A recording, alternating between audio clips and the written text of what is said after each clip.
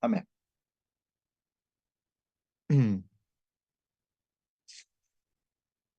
Quiera invitar a leer, que me acompañen en la lectura en el libro de Lucas, Lucas, el capítulo uno,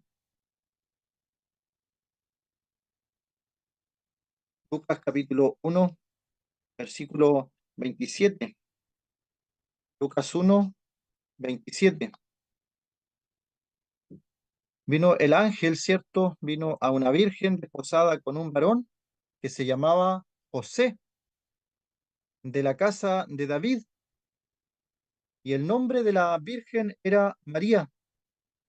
Y entrando el ángel en donde ella estaba, dijo: Salve, muy favorecida, el Señor es contigo, bendita tú entre las mujeres. Mas ella, cuando le vio, se turbó por sus palabras y pensaba qué salutación sería esta. Entonces el ángel le dijo: María, no temas, porque has hallado gracia delante de Dios, y ahora concebirás en tu vientre y darás a luz un hijo, y llamarás su nombre Jesús. Este será grande y será llamado Hijo del Altísimo, y el Señor Dios le dará el trono de David su padre, y reinará sobre la casa de Jacob para siempre, y su reino no tendrá fin. Entonces María dijo al ángel: ¿Cómo será esto? Pues no conozco varón. Respondiendo el ángel, le dijo: El Espíritu Santo vendrá sobre ti, y el poder del Altísimo te cubrirá con su sombra, por lo cual también el santo ser que nacerá será llamado Hijo de Dios.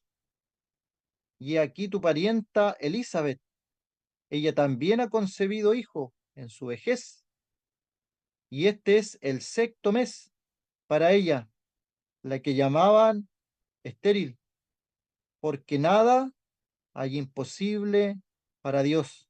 Entonces María dijo: He aquí la sierva del Señor, hágase conmigo conforme a tu palabra. Y el ángel se fue de su presencia. Hasta ahí por el momento la lectura de la palabra del Señor, un pasaje respecto al nacimiento de nuestro Señor Jesucristo, a la anunciación que se le hace a esta Virgen María. María, una mujer muy especial que, si nos vamos a los extremos, obviamente estaremos en una dificultad. Hay algunos que se han ido a un extremo y le han rendido adoración. Obviamente, si María pudiera ver esto, lo rechazaría totalmente. Y el otro extremo es aquel que le da la mínima o la poca importancia. María era una mujer especial. Palabras como mi espíritu se regocija en Dios, mi Salvador, engrandece mi alma al Señor, son palabras de María. Cuando están los discípulos también más adelante en el libro de los Hechos, en oración, allí está María a los pies de la cruz. Está también María, una mujer que era fiel a sus convicciones, fiel a sus creencias, y es escogida para llevar en su vientre a quien es nuestro Señor y nuestro Salvador.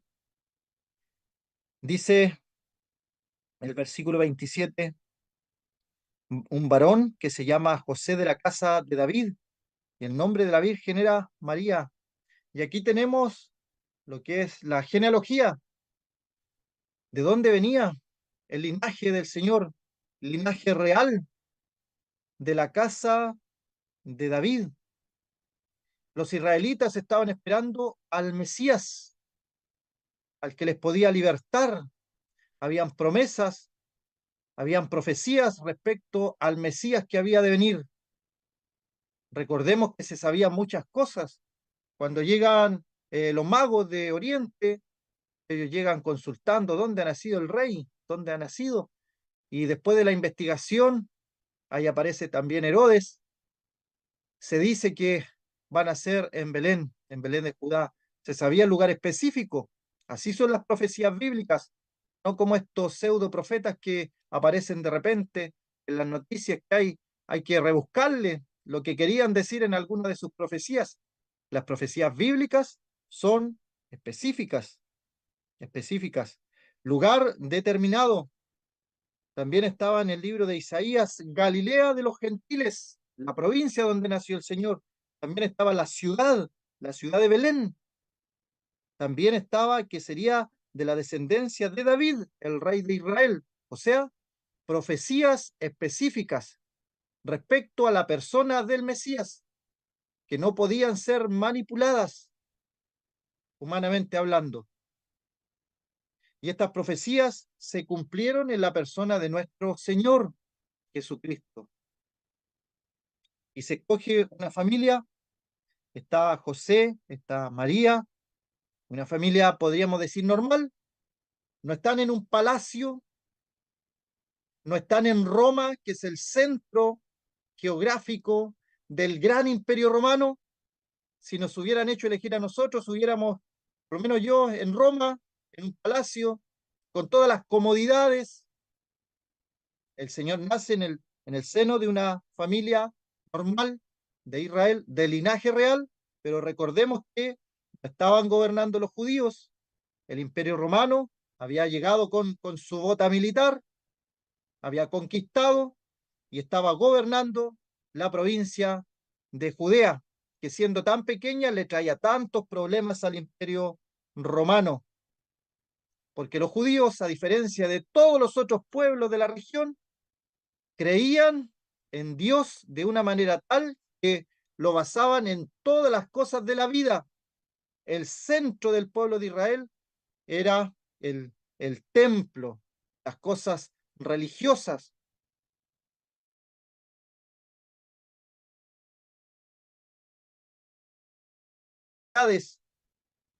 Y por eso también entendemos toda la corrupción religiosa que había pactando con políticos. Bueno, el Señor nace y se le dice a María, el Señor es contigo, bendita tú entre las mujeres. María había hallado gracia delante de los ojos de nuestro Dios Todopoderoso. Fue escogida no como mediadora. Hay un solo Dios y un solo mediador entre Dios y los hombres, Jesucristo hombre. Algunos la ven a ella como mediadora, pero ella dice, ha mirado la bajeza de su sierva, engrandece mi alma al Señor y mi espíritu se regocija en Dios, mi Salvador. Esa es María, esa es María. El Señor Jesucristo para ella, su Salvador, su Señor. Salve muy favorecida, el Señor es contigo, bendita tú entre las mujeres. Ella obviamente se turba porque las visiones espirituales de ángeles o cosas del espíritu podían sí ser en el templo, en Jerusalén, en el centro religioso, como le pasó a Zacarías cuando tuvo el anuncio de su hijo Juan, pero no a María, no en fuera del templo. Pero ella obviamente se turba por las palabras y piensa en su corazón este saludo que le está haciendo nada más y nada menos que un ángel. Un ángel. Podemos pensar en ese privilegio que tiene esta hermana, esta mujer.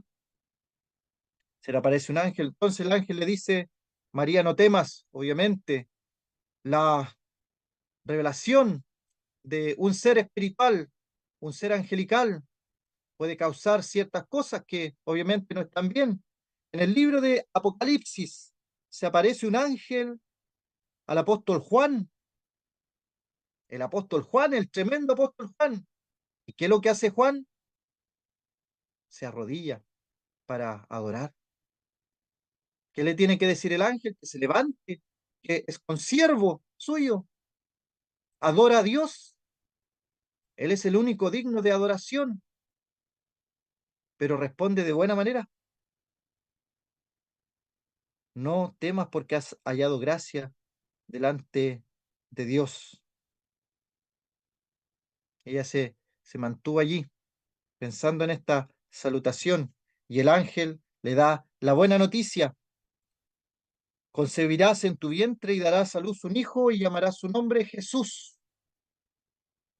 Jesús. El nombre Jesús, Salvador. Su nombre estaba ya diciendo lo que iba a hacer nuestro Señor. Llamarás su nombre Jesús, Salvador. A, a José se le dice, porque él salvará a su pueblo de sus pecados.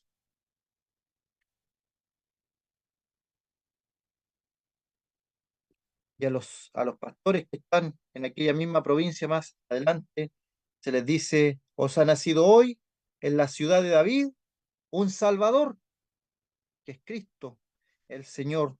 El centro de todo este acontecimiento es que va a venir una nueva religión, no es que va a nacer un nuevo imperio. El centro de esta aparición es que va a ingresar a este mundo Dios mismo encarnado. Pablo se lo dice a Timoteo, indiscutiblemente grande es el misterio de la piedad. Dios fue manifestado en carne. Y Pablo a Timoteo se lo dice como algo que ya pasó. Dios fue, Dios fue manifestado en carne. Y eso aconteció en este momento. Podemos pensar que todo el Antiguo Testamento habla del Creador, y ahora este Dios creador, este Dios grande, tremendo, ingresa a este mundo de la forma menos pensada. ¿A quién se le podría haber ocurrido que naciera Dios, que, que tomara esta forma humana en la forma más humilde, no con grandeza, no con riqueza, no con portentos de los reinos de esta tierra, sino en humildad? Nuestro Señor, diferente a todo lo que ha nacido en este mundo. Los gobernantes se jactan de sus grandezas, de sus triunfos, de sus conquistas, y todas ellas siempre, siempre hay procesos de corrupción entre medio. Pero el Señor todo lo hizo perfecto. Él viene a este mundo, forma un reino espiritual y su sangre derramada comienza a entregar personas a este reino, reino espiritual, reino celestial, un reino que no es de este mundo, dice el mismo, mi reino no es de este mundo, totalmente contrario a lo que se venía viendo en la historia de la humanidad. Grandes reinos, grandes conquistadores, grandes territorios. El Señor, una pequeña aldea, una pequeña ciudad, una provincia apartada, Galilea de los gentiles, dice el profeta Isaías, todo lo contrario a lo que podía pensar una persona, que le hubieran dicho, van a ser el Mesías, van a ser el rey de Israel, van a ser el rey de reyes. Dios se va a manifestar en carne. No fue con grandeza, no fue en palacios, fue en humildad. Y el Señor venía con un propósito. Eso es interesante, que ya su propósito estaba desde el vientre, o incluso antes. Si nos vamos a los escritos de Pablo, lo que él iba a hacer estaba desde antes de la fundación del mundo. La carta de Pedro nos dice como un cordero sin mancha y sin contaminación, destinado desde antes de la fundación del mundo, pero manifestado en los postreros tiempos por amor de nosotros. O sea que todo esto no es casualidad. Gálatas 4:4 dice que cuando vino el cumplimiento del tiempo, Dios envió a su Hijo nacido de mujer y nacido bajo la ley. Nada es casualidad. Todo estaba determinado por el consejo divino. Concebirás en tu vientre y darás a luz un hijo y llamarás su nombre Jesús. Este será grande, será llamado Hijo del Altísimo, y el Señor Dios le dará el trono de David, su padre, y reinará sobre la casa de Jacob para siempre. Su reino no tendrá fin. Entonces María dijo al ángel, ¿cómo será esto? Pues no conozco varón. Ahora, capítulo, el nacimiento de Juan, el capítulo anterior, vemos una actitud parecida y una pregunta parecida, pero no es la misma, no es la misma. Zacarías dice, ¿cómo será esto? Porque soy viejo, mi esposa es vieja y estéril. Pero acá la misma pregunta pareciera, pero es otra actitud.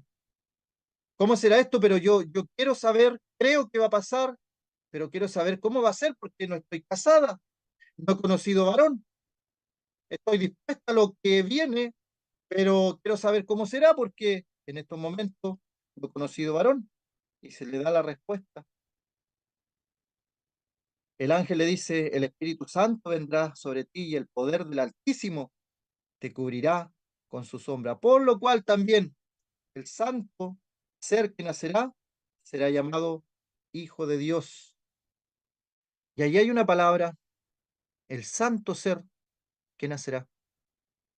El Señor Jesucristo es Dios hecho hombre, es Dios encarnado, como dijimos allí en Timoteo, indiscutiblemente grande es el misterio de la piedad, Dios fue manifestado en carne. Es un ser santo, sin pecado, sin tacha alguna, al ejemplo del cordero que era elegido para el sacrificio. Debía buscarse cada detalle, tenía que ser un cordero perfecto, que se le miraba por todos lados, si tenía algún detalle, aunque sea mínimo, y ahí podía pasar la prueba para ser el cordero del sacrificio. El Señor pasó todo eso, el Señor no tenía engaño en su boca, cuando le maldecían, no respondía con maldición. Los enemigos mismos decían, jamás hombre alguno ha hablado como este hombre, la persona que estaba en la cruz siendo romano. Dice, este hombre verdaderamente era justo. El Señor es santo, sin un pensamiento siquiera pecaminoso, totalmente santo. Y la razón es que era Dios mismo encarnado. El Señor Dios le dará el trono de David, su padre, rey de reyes y señor de señores. El Espíritu Santo vendrá sobre ti, el poder del Altísimo te cubrirá con su sombra, por lo cual también el santo ser que nacerá será llamado Hijo de Dios. En la antigüedad, Moisés, frente a la zarza que ardía y no se consumía, se le dice, quita el calzado de tus pies porque el lugar que estás, tierra santa, la presencia de Dios, un lugar santo, sin mancha, sin contaminación. Y aquí tenemos Dios mismo entrando en este mundo, el santo ser que nacerá.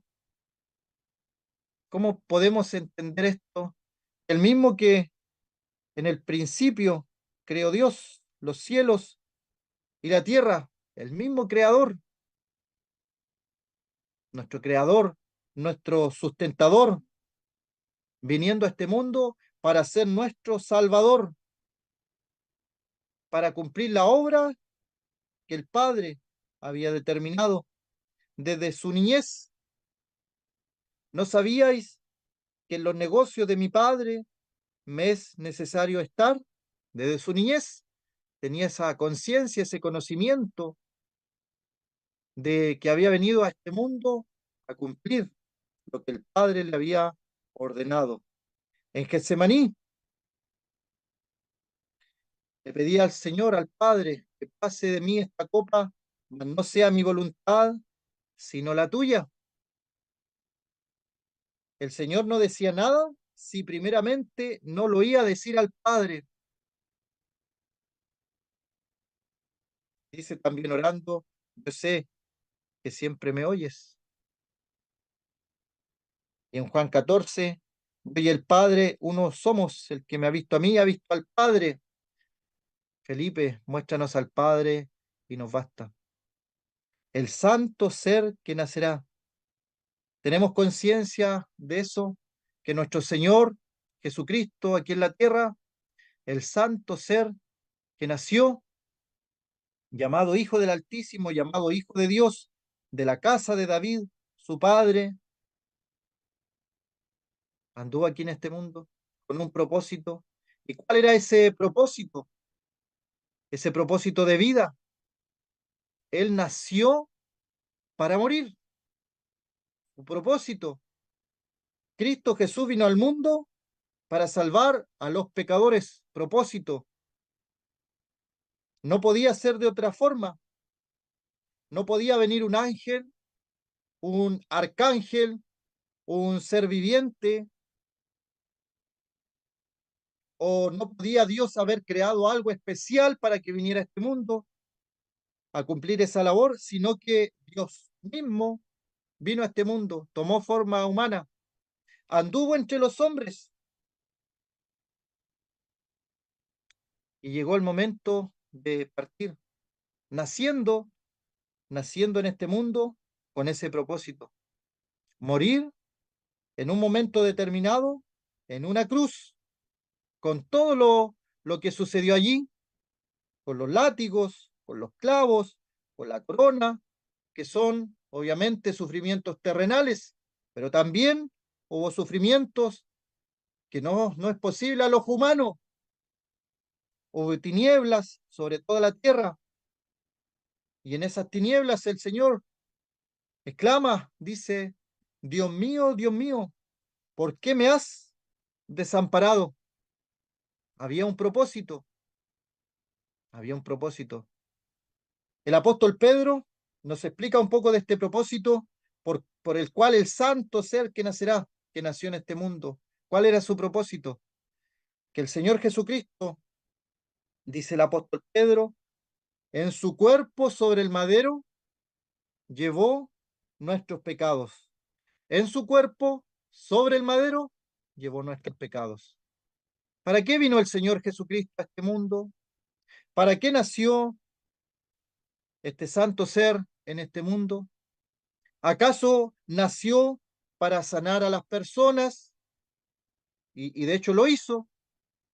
Nació tal vez para hacer milagros, que también los hizo, pero ese no era su propósito.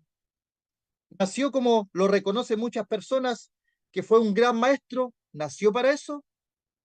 No era su propósito. Dejó enseñanzas, un maestro universal, nuestro Señor, aunque hay personas que no crean ni siquiera en el cristianismo, deben reconocer que es un maestro universal. Cambió la historia en un antes y después de su nacimiento. Es un hombre que hizo milagros, incluso a la resurrección de los muertos, pero no era su propósito. Su propósito en su cuerpo sobre el madero, llevar nuestros pecados. ¿Crees esto, amigo, amiga, que no conoces al Señor todavía? Hemos visto la persona del Señor Jesucristo desde su nacimiento, un ser grande, será llamado Hijo del Altísimo, con el trono de David su padre, su reino no tendrá fin, un santo ser que nacerá con el poder del Altísimo y llamado Hijo del Altísimo. llamado Hijo de Dios. Él fue quien quiso venir a este mundo. Propósito para salvarnos de la condenación, para perdonar nuestros pecados a través de su muerte en la cruz, para darnos una novedad de vida. El Señor Jesucristo vino a dar vida, pero vida, dice el libro de Juan, vida en abundancia, una calidad de vida en este mundo. La vida eterna puede comenzar en este mundo, podemos experimentar en este mundo.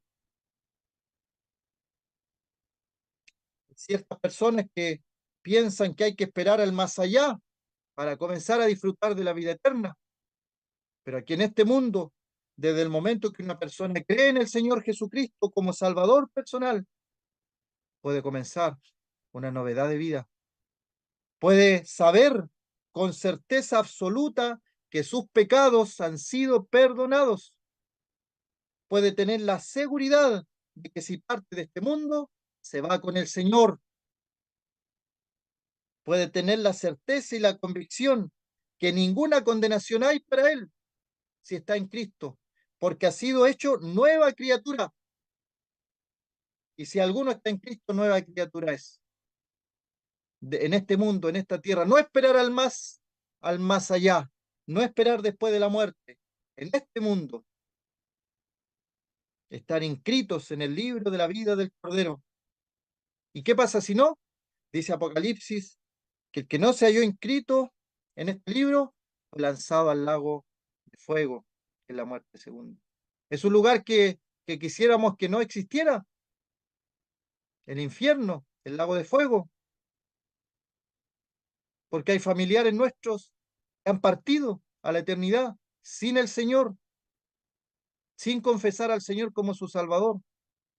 Y aunque se diga en sus velorios, nuestro familiar está descansando en paz, nosotros sabemos que por la palabra que no es así. Nuestro familiar está en un lugar mejor, dicen. Sabemos que no es así. Si no creyó en Cristo, está sufriendo en un lugar de condenación. La oportunidad es ahora, en vida, en vida. Cree en el Señor Jesucristo y serás salvo. Esa es la invitación que dejamos. Cree en el Señor Jesucristo y serás salvo. Que el Señor bendiga su palabra.